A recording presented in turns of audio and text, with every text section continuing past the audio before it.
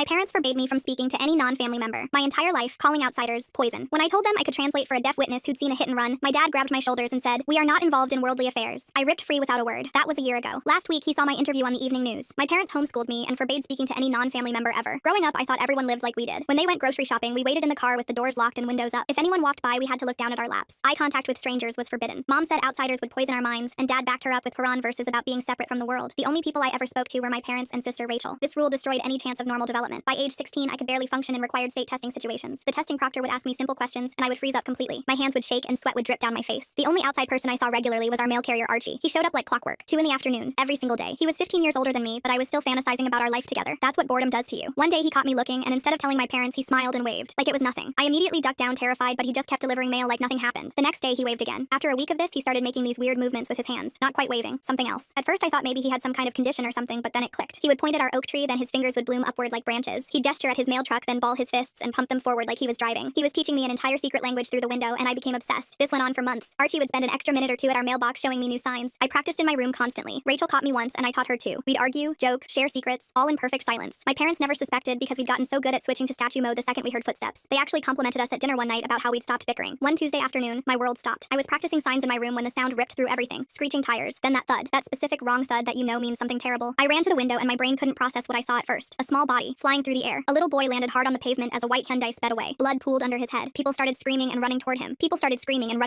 I pressed my face against the glass hard enough to leave marks, trying to see if his chest was moving at all. That's when I noticed a woman standing frozen on the sidewalk. She was frantically signing and pointing at the fleeing car, but she might as well have been invisible. Nobody understood her. She kept spelling out letters and numbers, but everyone just stared like she was having some kind of breakdown. My whole body shook as it hit me. She saw the plate. She knew who did this. She was trying to tell them, but her words were trapped in her hands. The boy still hadn't moved. Someone was yelling about calling 911. The deaf woman kept signing the same sequence over and over. BR7492. She saw the plate number but couldn't communicate it. I knew those signs. Archie had taught me letters and numbers last month. My parents' rules thundered in my ears, but that little boy was dying. There wasn't time to be scared. I sprinted downstairs where Mom was teaching Rachel mathematics. "There's been an accident," I gasped. "A hit and run. A boy got hit." Mom jumped up and I saw her shift into lockdown mode instantly. "Stay inside. Do not go out there." She moved toward the window and I knew the second she saw that crowd we'd be barricaded in for days. "Mom, please. There's a deaf witness. She saw the license plate but no one understands her. I know sign language. I can help." The words crashed out of me in a desperate rush. "You know what? How could you possibly know that?" Her face transformed. Confusion, then understanding, then pure fury. "Have you been communicating with outsiders?" Dad came running from his office. "What's happening?" Through the window we could see paramedics arriving. The boy was so still. Too still. The deaf woman was crying now, her signs getting sloppier, more desperate, still trying to tell anyone who would look at her. "Your daughter has been secretly learning sign language." Mom spat. "She wants to go talk to strangers." "Please," I screamed. "That boy is dying and she saw who did it. No one else can understand her. Please let me help." Dad grabbed my shoulders hard. "You deliberately disobeyed us. You put this entire family at risk of contamination." His fingers dug into my skin. "We are not involved in worldly affairs." I wrenched away from him and ran for the door. Mom shrieked behind me, but I didn't stop. I burst outside for the first time in years without permission. The sunlight felt alien on my skin. People turned to stare as I ran barefoot across our yard. The deaf woman saw me approaching and started signing frantically. I signed back, "I understand you," and her eyes went wide. "License plate," she signed. "BR7492, white Hyundai, Michigan plates." I spun toward the nearest adult. The words felt strange in my mouth after years of silence. "BR7492, white Hyundai, Michigan plates." I managed to get out to the nearest cop who grabbed his radio immediately and started calling it in while the paramedics worked on Lucas's still form. The deaf woman, Diana, grabbed my hands and signed "thank you" over and over with tears streaming down her face as more police cars arrived and officers started taking statements from everyone. I stood there shaking as reality crashed down on me that I'd just broken every rule my parents had ever made. But Lucas was being loaded into an ambulance and that mattered more than anything else. Mom yanked me back inside so hard my shoulder popped and Dad slammed the door behind us while Rachel watched from the stairs with huge eyes. They screamed at me for 20 minutes straight about contamination and disobedience and how I destroyed our family's purity, but I just kept seeing Lucas's blood spreading on the asphalt. The next 3 weeks passed in a blur of punishment and isolation, where they took away my window privileges and made me copy religious texts for 12 hours a day, while news vans parked outside our house because somehow word got out that a homeschooled girl had helped solve a hit and run. Diana found my number somehow and started texting me updates about Lucas who survived, but with severe brain damage that would need years of therapy, and she mentioned his mom was desperate for answers since the police said they couldn't find the car with those plates. That's when everything shifted because we were packing boxes for our punishment move to a smaller house, when I noticed our new neighbor Mrs. Patterson had security cameras all along her driveway, pointing directly at the street where Lucas got hit. I signed to Rachel about the cameras while pretending to pack dishes, and she immediately understood what that could mean for the case. 2 days into the move, Rachel suddenly doubled over, screaming and clutching her stomach while we were carrying boxes, and when she yelled about appendix pain, Mom went completely white because their medical knowledge came from outdated books. Dad finally agreed to take her to the emergency room after she started writhing on the floor, and I watched them speed away knowing Rachel was faking the whole thing perfectly. The second their car turned the corner, I called Diana and told her about Mrs. Patterson's cameras, and she said she'd be there in 15 minutes with someone who could help. A van pulled up and Diana jumped out with a tall guy who introduced himself as Trevor, Lucas's uncle who worked in IT, and they followed me to where I could point out Mrs. Patterson's house from our window. Trevor pulled out a laptop and started typing rapidly, while explaining he could access cloud storage if we got close enough to her Wi-Fi, and Diana kept watch while I stood there with my heart hammering against my ribs. We crept along the side of Mrs. Patterson's house where Trevor connected to her network, and his fingers flew across the keyboard, pulling up file after file of security footage from the past month. I leaned over his shoulder as he scrolled through timestamps and suddenly froze when Archie's mail truck appeared on screen from 3 weeks before the accident, with Mrs. Patterson cornering him by her car and jabbing her finger in his face. The timestamp jumped to the day of the accident and my stomach dropped as we watched Mrs. Patterson sitting in her white Hyundai at 1:47 p.m. drinking from a wine bottle while holding up her phone phone recording herself laughing at something. Trevor saved everything to 3 different drives while Diana watched the footage of Mrs. Patterson clearly drunk just 13 minutes before she hit Lucas, and we all knew this changed everything. We heard a car approaching, and I sprinted back inside just as my parents' car pulled into the driveway with Rachel, who gave me the tiniest thumbs up while Mom ranted about incompetent doctors who couldn't find anything wrong. That night, Trevor sent me files that made my stomach drop because there were 2 other kids hit by white Hyundais in the past 3 years, and both cases went cold after the sergeant took over the investigations. The next morning, 3 black SUVs pulled into our driveway, and federal agents surrounded our house while Dad scrambled to lock all the doors, but they had warrants. They brought us all into the living room where an agent explained that the sergeant had been covering for his wife's drunk driving for years, and Lucas wasn't her first victim. What makes me wonder is how Archie just happened to create this whole sign language system out of nowhere. Was he always planning to teach someone through a window? My hands shook as I realized we'd stumbled into something way bigger than one accident. The doorbell rang and Diana walked in with Archie right behind her, and seeing him without glass between us felt like stepping into another dimension. He signed and spoke at the same time, telling me I'd saved his job and gotten justice for Lucas, while my parents sat frozen, refusing to even look at them. The agent explained that Rachel and I would need to testify before a grand jury about everything we'd witnessed and documented. My parents stayed rigid in their chairs like they were trying to disappear into the furniture. The front door opened again and Trevor Williams entered with a woman whose eyes were red and puffy from crying. Linda Williams walked straight to me with tears streaming down her face and wrapped her arms around me, saying thank you for speaking up when nobody else would listen. It was the first time anyone outside my family had ever hugged me, and my whole body went stiff, not knowing how to respond. Dad jumped up suddenly announcing we were leaving and nobody could force us to stay, but the agent pulled out more papers. He explained that Rachel and I were under federal protection until the trial, and Child Protective Services had been notified about our isolation. Mom's face went white as the agent said we'd be placed in temporary foster care while CPS investigated our living situation. 2 days later, Rachel and I were sitting in Diana's kitchen while she showed us how to use a cell phone properly. Every normal thing felt impossible, like ordering food from a menu or talking to the cashier at the store. Rachel picked it up fast and was already playing with the neighbor kids while I watched from the window, still scared to go outside without permission. At night, I couldn't sleep in a room without locks because the freedom felt wrong, like I was breaking rules just by existing. Diana tried teaching me basic stuff like how to introduce myself to people or make small talk, but my brain kept freezing up. 3 weeks later, we sat in a big room with wood panels on the walls while I testified for 3 hours about the sign language and finding the security footage. My voice got stronger with each answer, and Rachel testified about how we'd never been allowed to leave the house or talk to anyone. The grand jury voted to indict both the sergeant and his wife on multiple charges, including obstruction of justice and vehicular manslaughter. The next morning, cops surrounded Mrs. Patterson's house while neighbors gathered on their lawns to watch. She screamed that those terrorist kids were lying and setting her up as they put her in handcuffs. At the police station, other officers watched in silence as the sergeant was arrested at his own desk. The news cameras caught everything as they dragged him out in handcuffs while his former buddies wouldn't even look at him. Over the next few weeks, our lives changed completely. Rachel started going to regular school for the first time and discovered she was really good at arguing with people. She joined the debate team after just 2 weeks and won her first competition by the end of the month. The coach pulled me aside after watching her destroy 3 seniors in practice rounds. He said she had natural talent most kids never develop. Rachel told me later that all those years of silent arguments with me had trained her brain differently. She could see multiple sides of everything instantly and counter any point before her opponent finished making it. Meanwhile, our parents sat in separate jail cells waiting for their own trials to start. Dad requested a supervised meeting with us after 3 weeks inside. We sat across from him in a small gray room while a social worker watched from the corner. His hands shook as he looked at us, and I noticed how much weight he'd lost already. He told us he'd failed as a father and let fear control our whole family. He said Mom's paranoia had infected him slowly over the years until he couldn't see how wrong it all was. Mom refused to meet with us because she still believed she'd done nothing wrong. The prosecutor handling the Patterson case called me in for another meeting that same week. She had news that made my stomach drop. My parents were being investigated for child abuse and educational neglect by the state. The prosecutor said Rachel and I might have to testify against them too. Everything kept getting worse instead of better. Diana started visiting us at the group home twice a week to help me study for my GED test. She brought practice books and sat with me for hours going over math and science I'd never learned properly. She kept telling me I was brilliant and that my parents couldn't stop my mind from growing even locked in that house. The test itself was easier than I expected after all her help. My scores came back high enough for college admission, which felt impossible considering where I'd started. Diana hugged me so hard when we got the results that I couldn't breathe for a second. 3 months after Lucas died, his mom Linda asked if I wanted to visit his grave with her. I wasn't sure I could handle it, but something made me say yes. We stood there in the cemetery while she told me about her son. He'd been learning sign language at school to talk to his deaf cousin who lived in California. The coincidence hit me so hard I had to sit down on the grass. This little boy who died had been learning the same language that saved me. Linda showed me videos on her phone of him practicing his signs with such concentration on his tiny face. The trial finally started 6 months after that terrible day. The courthouse was packed with reporters and angry neighbors who'd known the Pattersons for years. I took the stand on the first day feeling stronger than I ever had before. Months of therapy had helped me find my voice even though my hands still shook. Mrs. Patterson's lawyer tried to make me look crazy because of how I was raised. He kept asking if I really understood what I'd seen since I'd been isolated my whole life. The prosecutor objected over and over while I stayed calm and repeated exactly what happened. I described every detail from the white Hyundai speeding away to Diana signing the license plate number. The jury watched me carefully, and I could see some of them taking notes. Archie testified the next day about teaching me sign language through the window. He explained how Mrs. Patterson had threatened him multiple times for talking to our family. The prosecutor played security footage from the liquor store showing Mrs. Patterson buying wine 20 minutes before the accident. Then came the Instagram video her friend had posted of them doing shots in her kitchen an hour before Lucas died. The jury looked sick watching it, especially when the timestamp appeared on screen. Rachel sat in the gallery the whole time signing encouragement to me whenever I looked over. Our secret language that we'd hidden for so long was helping put a killer in prison. Even Mom watched from her spot in the back row, and I saw something change in her face when Rachel signed "I love you" to me. Mrs. Patterson took the stand on day 3 claiming I was lying because my parents had programmed me to hate normal Americans. She said we were terrorists who wanted to destroy good Christian families like hers. The prosecutor destroyed her with the security footage from the intersection showing her car running the red light. The video was so clear you could see her looking at her phone instead of the road. Then came the evidence about her husband trying to cover everything up. The prosecutor had hundreds of emails between the sergeant and other officers about changing reports.